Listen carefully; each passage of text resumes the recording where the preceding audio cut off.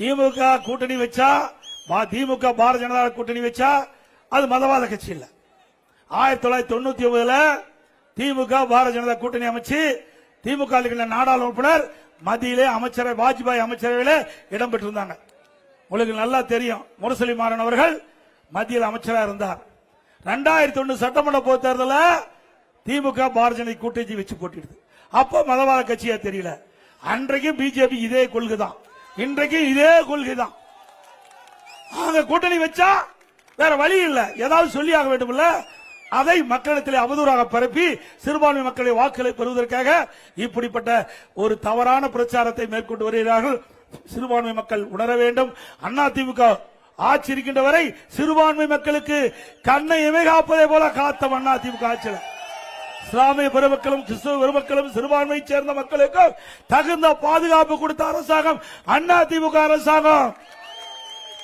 பாருங்க 2019 பாருங்க, இதான் கருணாநிதி வாஜ்பாயோட பாத்தீங்களா, ஆதாரத்தோட சொன்னாதான் திமுக ஏத்துக்குவான். பாத்தீங்களா, யாரு வாஜ்பாய் இருக்காரு, இந்த பக்கம் திரு கருணாநிதி, இந்த பக்கம் முரசொலி மாறன் மைக்கு சரி பண்ணி கொடுத்திருக்காரு. இப்படி எல்லாம் நாடகம் ஆடுகின்ற ஸ்டாலினுடைய குடும்பம் எப்பேற்பட்ட குடும்பம் இருக்கும் பாருங்க. நாட்டு மக்களை எப்படி எல்லாம் ஏமாத்துறாங்க பாருங்க.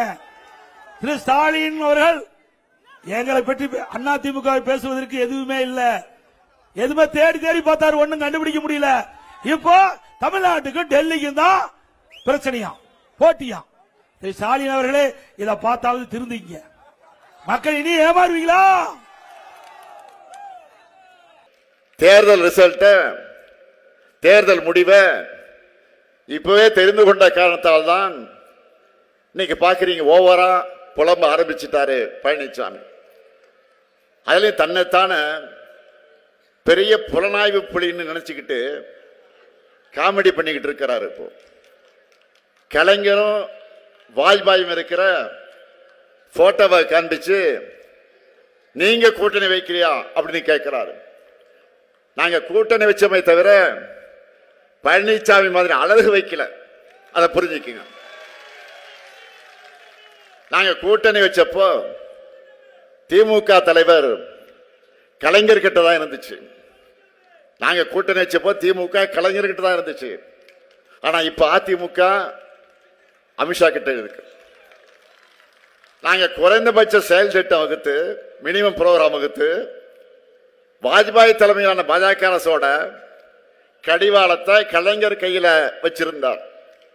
ஆனா இப்போ அதிமுக மட்டுமல்ல, என்டிஏவில் இணைந்திருக்கக்கூடிய அத்தனை ஊழல் கட்சிகளோட குடுமிப்பிடியும் அமித்ஷா கிட்ட தான் இருக்கு. நாங்க கூட்டணி வச்சப்போ தமிழ்நாட்டுக்கான வளர்ச்சி திட்டங்களை கொண்டு வந்தோம். ஆனா பழனிசாமி கூட்டணி வச்சு நீட்டின இடத்தெல்லாம் கையெழுத்து போட்டு தமிழ்நாட்டு உரிமைகளை அடகு வச்சு தான் மிச்சம். இந்த லட்சணத்துல ஊருக்கே தெரிஞ்ச நியூஸ அந்த போட்டோவை கொண்டு வந்து இம்சை அரசன் 23ஆம் புலிகேசி படத்தில் சொல்ற மாதிரி மணிக்கு ஒரு முறை தான் ஒரு மங்கினி என்பதை நிரூபிச்சிட்டு இருக்கிறார். அது மட்டுமல்ல, பெயர்களுக்காவது திராவிட கட்சியாக இருந்த அதிமுகவை மொத்த அழிவு பாதையில் அழைச்சிக்கிட்டு போற பழனிசாமி நம்மை பார்த்து இதுக்குதான் இந்த தேர்தல் தான் கடைசி தேர்தல் என்று சொல்லி இருக்கிறார். வழக்கமாக அமாவாசையை பார்த்து ஆரிடம் சொல்ற பழனிசாமி இந்த முறை தவறான வருடத்தை சொல்லி இருக்கிறார். சகோதரர் முன்னாள் முதலமைச்சர் ஓபிஎஸ் தொடங்கி அம்மையார் சசிகலா வரைக்கும் துரோகங்களை செஞ்சு முதுகலை குத்தின பழனிசாமி இன்றைக்கு அதிமுகவை கைப்பற்றி பாஜகவுக்கு வாடகைக்கு விட்டுட்டு ஏகத்தலமா பேசிக்கிட்டு இருக்கிறார். தன்னிலை உணராம ஆணவத்தில் ஆடுனா என்ன நிலைமைன்னு பழனிசாமி இன்னும் உணரவே இல்லை. அதிமுகவை நான் உடைக்க நினைச்சேன்னு அபாண்டமா பேசியிருக்கிறார்.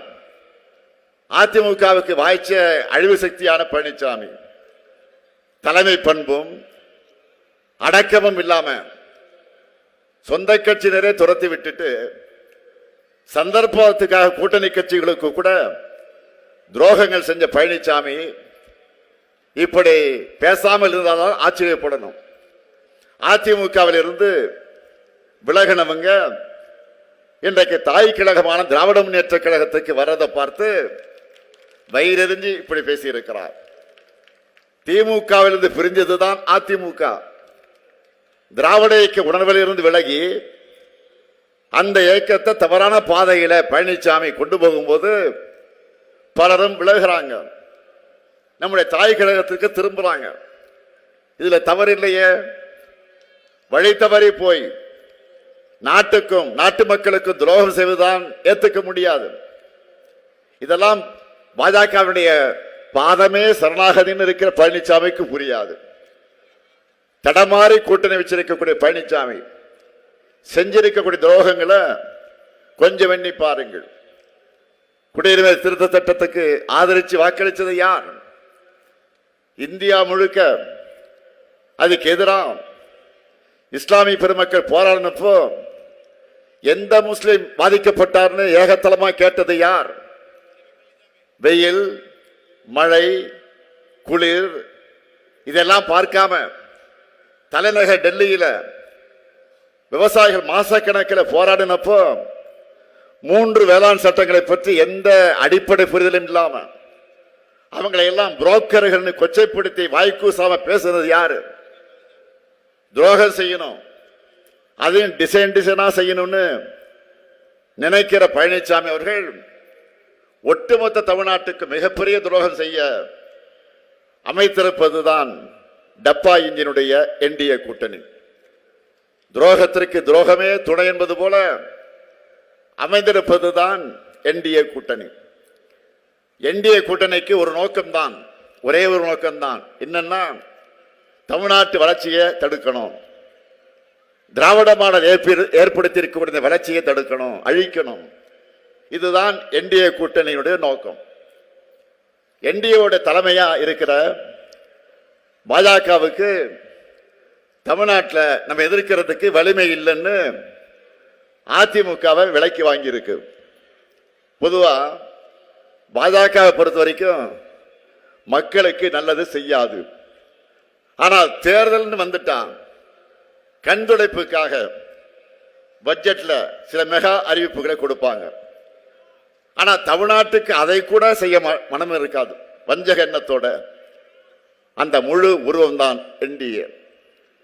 பாஜக ஒன்றியத்தில் ஆட்சிக்கு வந்ததற்கு பிறகு தமிழ்நாட்டுக்கு இதுவரை எந்த நன்மையும் செஞ்சதில்லை, எந்த சிறப்பு திட்டத்தையும் செஞ்சதில்லை, நாம வச்ச எந்த கோரிக்கை நிறைவேற்றினதில்லை. மதுரையில் ஒரு எய்ம்ஸ் அறிவிச்சாங்க. அதனுடைய நிலைமையை நான் சொல்லித்தான் நீங்கள் தெரிந்து கொள்ள வேண்டிய அவசியத்தில் இல்லை. சென்னை மெட்ரோ திட்டத்துக்கு நிதி தரல, ஓசூர் விமான நிலையத்திற்கு அனுமதி கேட்டிருக்கோம், தரல. குடிநீர் திட்டத்துக்கான நிதி தரல. சரி, இதெல்லாம் கூட பரவாயில்லை, எப்படியாவது போராடி நிர்வாகத்தால சிறப்பாக செயல்பட்டு இருக்கோம் நாம. அதுல இருக்கிறதுலே கொடுமை என்னன்னா இந்தி திணிப்ப, அவங்க செய்யக்கூடிய அந்த இந்தி திணிப்ப ஏற்றுக்கொள்ள கட்டாயப்படுத்துறாங்க. அதை ஏற்றுக்கல. நம்ம அதற்காக என்ன செஞ்சாங்க? நம்ம வீட்டு குழந்தைகள் படிப்பதற்கான கல்வி நிதியை கூட கொடுக்காம இருக்கிறாங்க, இதுவரையும் கொடுக்கல. இப்படி வஞ்சக எண்ணம் கொண்ட கூட்டத்துக்கிட்ட தமிழ்நாட்டோட எதிர்காலத்தை ஒப்படைக்க முடியுமா? சொல்லுங்க, ஒப்படைக்க முடியுமா? ஆகவே என்டிஏவை தமிழ்நாடு புறக்கணிக்கணும்.